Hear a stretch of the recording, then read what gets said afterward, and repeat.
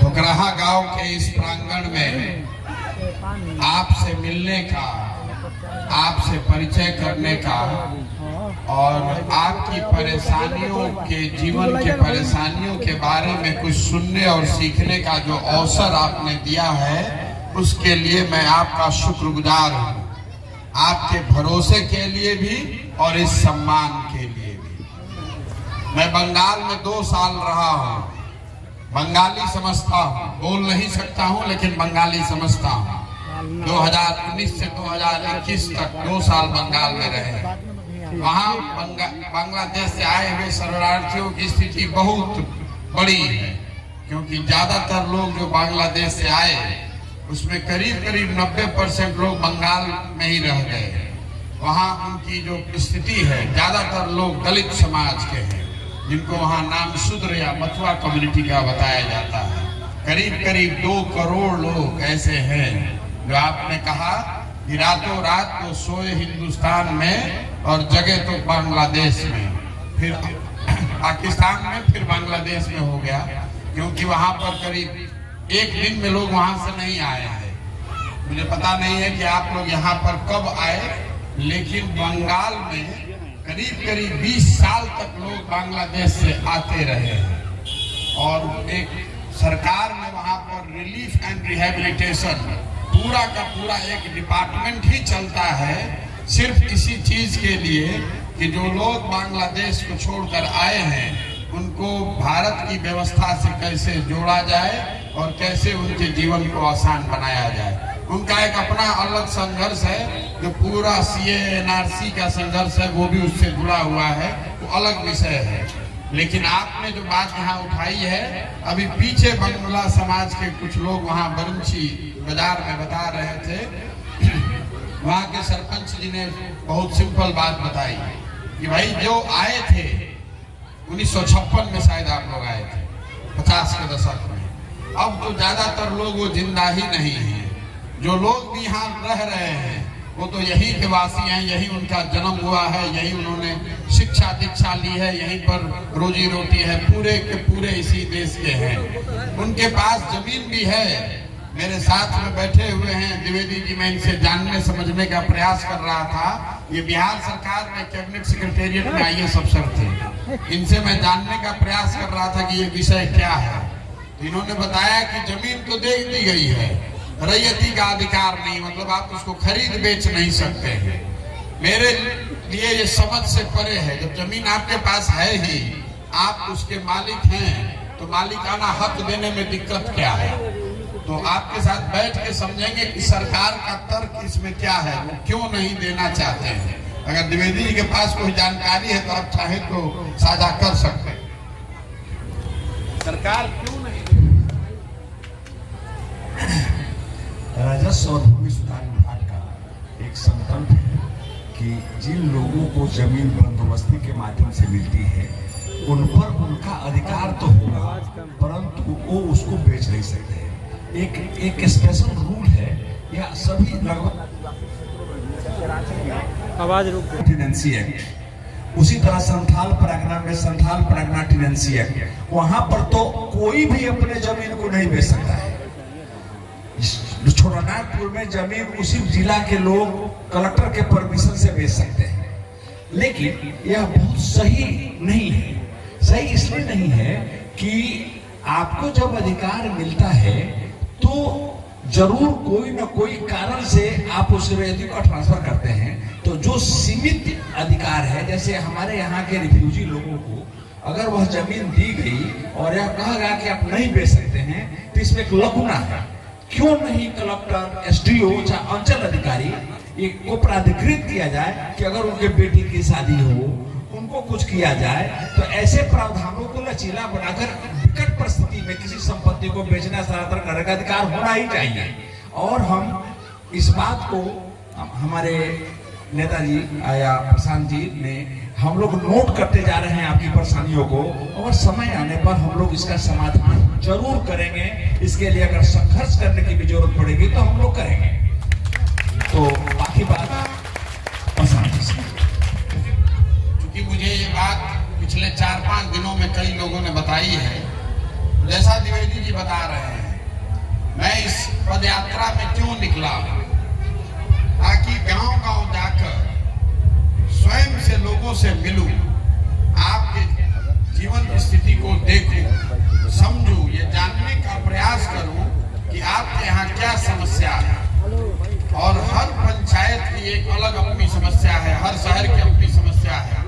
अभी यहाँ आने से पहले जितने गांव और पंचायत में मैं गया हूँ, तो जितने थारू समाज के लोग हैं और नन थारू लोग भी, वो बता रहे हैं कि जंगल उनका, मिट्टी उनकी, बालू उनका, लेकिन उनका अधिकार उस पर नहीं है।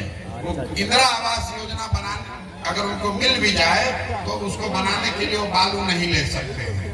उसके लिए भी एक हम लोग यहाँ पर संघर्ष के लिए कल या परसों में मैं एक अभियान शुरू करा रहा हूँ यहाँ के लोगों की मदद से, ताकि जो पहले से व्यवस्था लागू थी पत्थर के लिए या बालू के लिए, मिट्टी के लिए, लकड़ी के लिए, वो व्यवस्था यहाँ पुनः फिर से बहाल की जाए। क्योंकि जो वन राज्य अधिनियम है जो देश में लागू है, उसको बिहार सरकार ने नोटिफाई नहीं किया है। अगर वो नोटिफाई हो जाए तो जैसा द्विवेदी साहब बता रहे थे, कुछ प्रावधानों के दायरे में आपको वो अधिकार मिल जाएगा कि आप बालू, मिट्टी, लकड़ी और पत्थर पे अपने जरूरत के हिसाब से उसका उपयोग कर सके। जैसे पत्थर को आपको तोड़ने के लिए शायद इजाजत न मिले, पर्यावरण को ध्यान में रखे, लेकिन पत्थर को चुनने का जो अधिकार है वो लोगों को मिल सकता है। इस पर एक बड़ी समिति बनाकर बड़ा अभियान हम लोग शुरू करने वाले हैं। 2-4-5 दिन में उसकी खबर आपको मिलेगी। अब मैं विषय पर आता हूँ।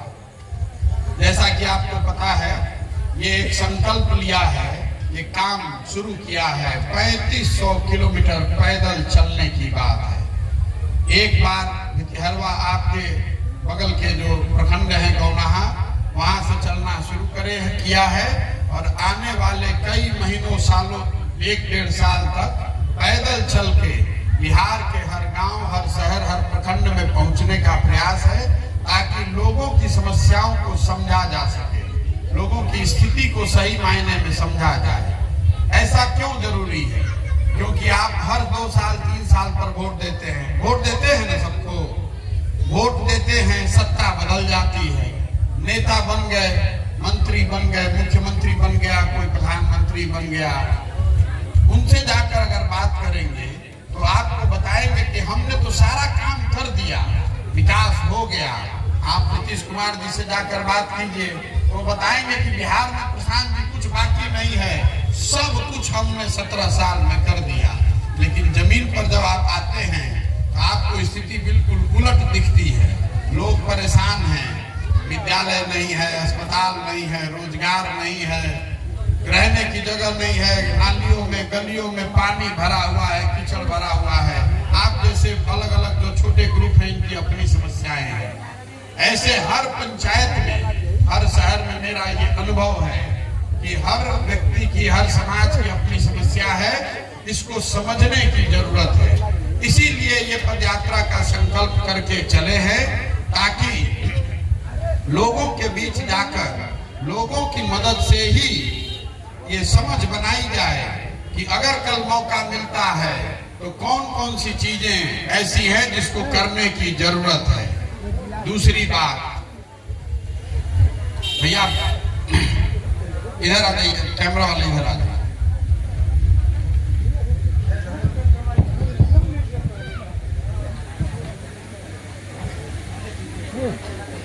जब आप वोट देते हैं तो जो आदमी, जो नेता खड़ा होता है मंच पर, जैसा आपने बताया, जब वो बड़ा बन जाता है तो सबसे पहले आप ही को भूल जाता है, सबसे पहले आपसे कट जाता है, आपकी बात नहीं सुनेगा। सत्ता बदल जाती है, व्यवस्था नहीं बदलती। व्यवस्था नहीं ना बदल रही है, आप वोट दे रहे हैं, सरकार बदल गई, लेकिन व्यवस्था नहीं बदल रही है। व्यवस्था तब बदलेगी जब चुनकर वो आदमी आए जो समाज का सही आदमी है। व्यवस्था तब बदलेगी जब सत्ता सही लोगों के हाथ में आएगी। इसीलिए इस अभियान पर निकले हैं कि गांव समाज से ढूंढकर जो समाज की नजर में प्रतिष्ठित, समाज के नजर में सही आदमी है, उनको ढूंढकर निकालें, उनके साथ अपनी शक्ति, बुद्धि, ताकत, पैसा लगाकर उन्हीं को राजनीतिक तरीके से आगे ऊपर बढ़ाएं। मैं आपको धोखा दे सकता हूँ। संभव है कि पहले के नेताओं ने जैसे किया वही काम हम भी करें, हम जीत जाएं, फिर आपको नहीं पूछेंगे। लेकिन अगर आपने अपने समाज से किसी को निकाला है, उस आदमी को हम लोगों ने जिता दिया, तो शायद वो आपके लिए, आपके समाज के लिए कुछ अच्छा काम करेगा ना। आपका जिस पर भरोसा है उसको बढ़ाएंगे तब तो ठीक है ना। तो ये जो पूरा अभियान है, ये प्रशांत किशोर के लिए वोट मांगने का अभियान नहीं है।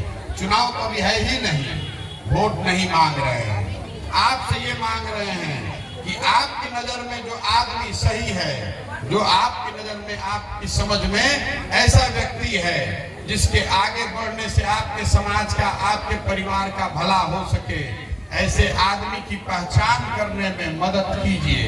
ऐसे आदमी को चुनकर आगे बढ़ाने में मदद कीजिए। चुनाव है नहीं तो गांव-गांव क्यों घूम रहे हैं? आप सोच रहे होंगे कि आदमी पगला गया है, गांव-गांव क्यों घूम रहा है? वोट तो मांग नहीं रहे हैं, यही मांग रहे हैं आपसे कि हमारी मदद कीजिए, ये बताने और जानने में कि समाज में कौन सही लोग हैं जिनको चुनकर आगे बढ़ाने की जरूरत है।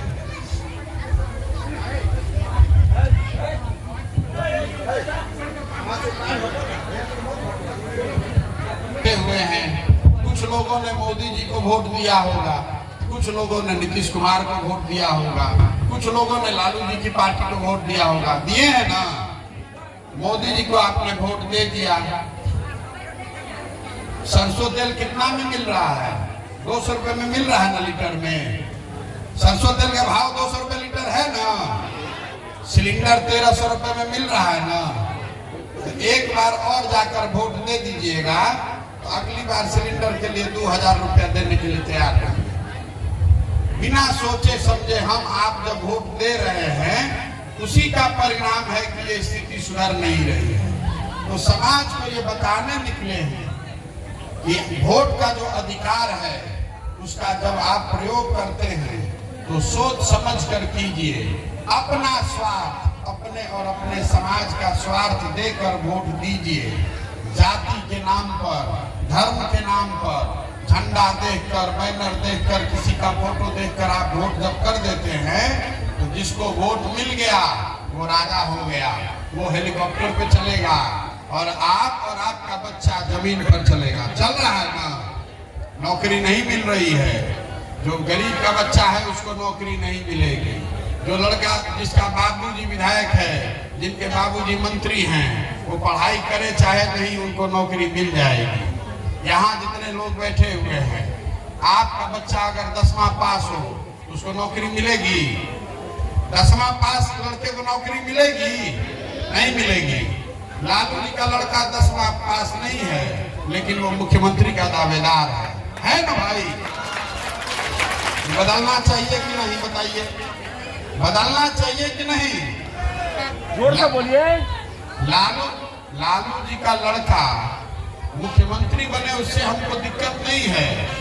हमको दिक्कत इस बात से है कि अगर उनको ये अवसर है तो गरीब के बच्चे को भी अवसर होना चाहिए।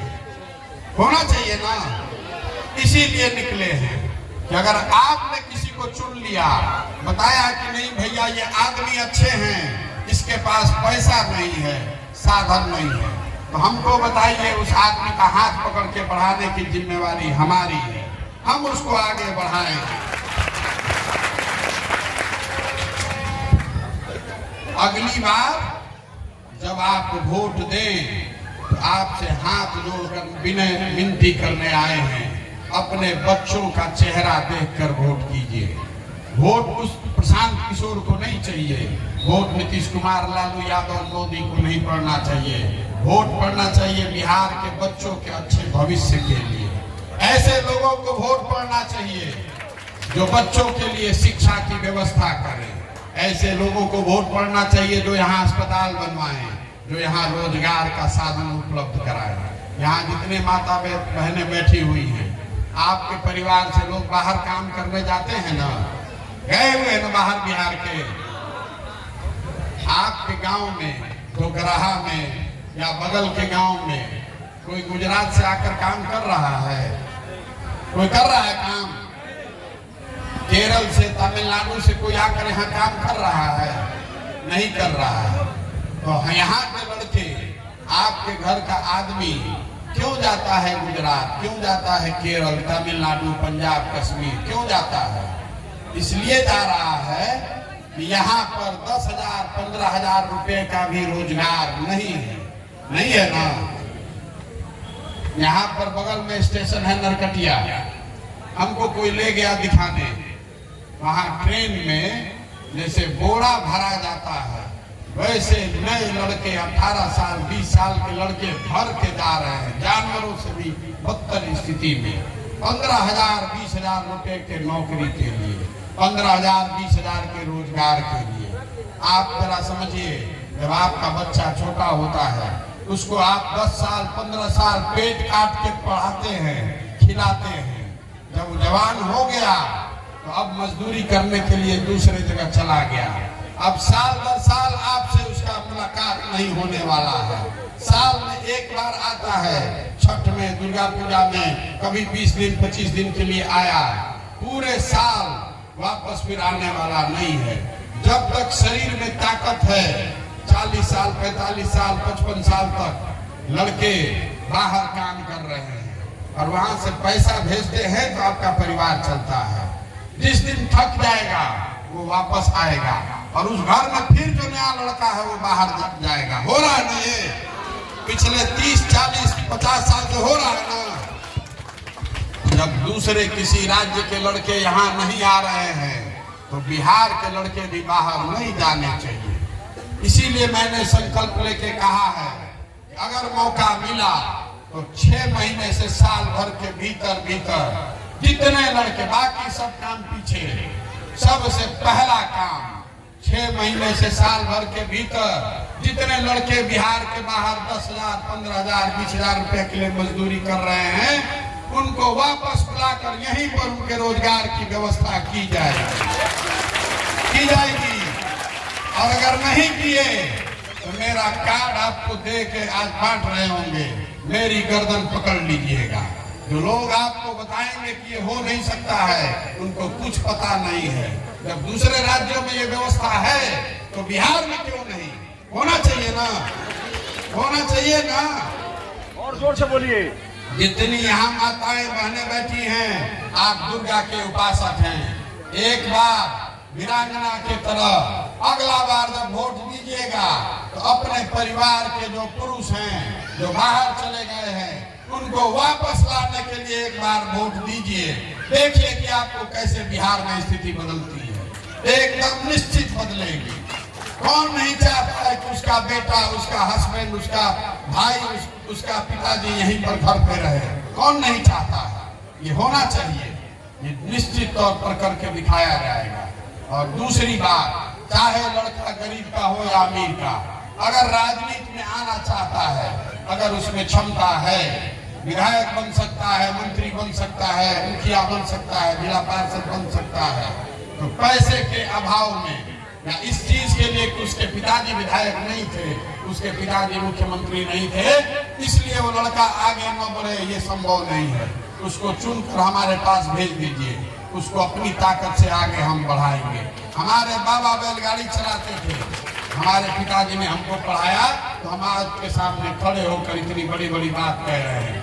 आपका बच्चा पढ़ रहा है, स्कूल में खिचड़ी खिलाया जा रहा है, पढ़ाया नहीं जा रहा है, कैसे आपका लड़का आगे बढ़ेगा? कैसे गरीबी से आप निकलिएगा? नहीं निकल सकते हैं। विकार का बकवास कर रहा है कि बिहार में बहुत विकास हो गया। बिहार में विकास तब माना जाएगा कि बिहार के बच्चों को अच्छी शिक्षा मिले। बिहार में विकास तब माना जाएगा जब बिहार के लोगों को यहीं पर रोजगार हो। और ऐसा भी दिन आए जब गुजरात के लोगों को बिहार में आकर काम करना पड़े, तब मानेंगे कि बिहार का विकास हुआ। होना चाहिए ना भाई, होना चाहिए कि नहीं? अभी हम नरकटिया से आ रहे हैं, उस साइड से लोग बता रहा है भैया नरकटिया में एक छोटी लाइन है जिसमें एक पैसेंजर चलता था, इसको ठीक करा दीजिए। अगर ये चल जाएगा यहाँ पैसेंजर तो बड़ा राहत हो जाएगा। इधर हटो यार, एक पैसेंजर चलने लगेगा तो बड़ा राहत हो जाएगा। मोदी जी को यहाँ पर लोग वोट दे रहे हैं, सब लोग दिया होगा वोट, दिए हैं ना, प्रधानमंत्री हैं तो सब लोग दिया है, तभी ना वोट प्रधानमंत्री बने हैं। अहमदाबाद से बॉम्बे तक, अहमदाबाद से मुंबई तक मोदी जी बुलेट ट्रेन बनवा रहे हैं लोगों को चलने के लिए। बनना चाहिए, उसमें कोई दिक्कत नहीं है। उस बुलेट ट्रेन को बनाने में 1 लाख करोड़ रुपया खर्चा हो रहा है, 1 लाख करोड़ रुपया। तो गुजरात का आदमी 1 लाख करोड़ रुपया वाला ट्रेन पर बैठेगा, अब बिहार का आदमी पैसेंजरों पर नहीं बैठेगा? बताइए जरा। जितने यहाँ युवा बैठे हुए हैं, गुजरात से 26 MP जीत कर जाता है, 26 लोकसभा का आदमी जीत कर जाता है गुजरात का। बिहार से हम लोग 39 MP जिता कर भेजे हैं, वो चल रहे हैं 1 लाख करोड़ के बुलेट ट्रेन पे। हम लोग को पैसेंजर के लिए भी भीख मांगना पड़ रहा है। ये हम लोग की दुर्दशा जो है, ये हम लोग की अपनी गलती है। जिस दिन बिहार के पास अपने 40 MP होंगे, किसी का मजाल नहीं है कि आपसे पूछे बगैर आप लोग ट्रेन और पैसेंजर गाड़ी न मिले। होगा कि नहीं होगा? होगा ना? तो प्रयास किया जाए, प्रयास करें। जी बिल्कुल सर। वोट आपसे मांग नहीं रहे हैं, प्रयास किया जाए तो हाथ उठाकर बताइए। वोट मांग नहीं रहे हैं, आपसे पैसा नहीं मांग रहे हैं, अपना फोटो नहीं लगाए हैं, गांधी जी का फोटो लगाकर चल रहे हैं। आपसे इतना ही चाहते हैं कि आप इस बात के लिए सहमति दें, अपना मंतव्य दें। बिहार में सही मायनों में विकास लाने के लिए, बिहार को बदलने के लिए एक नया और बेहतर प्रयास होना चाहिए, होना चाहिए ना? आपकी सहमति है? और जो मैं कर रहा हूं, ये 3500 किलोमीटर की पदयात्रा, ये शारीरिक बल से संभव नहीं है। इसके लिए आपका आशीर्वाद है। आधा आदमी तो दे नहीं रहे।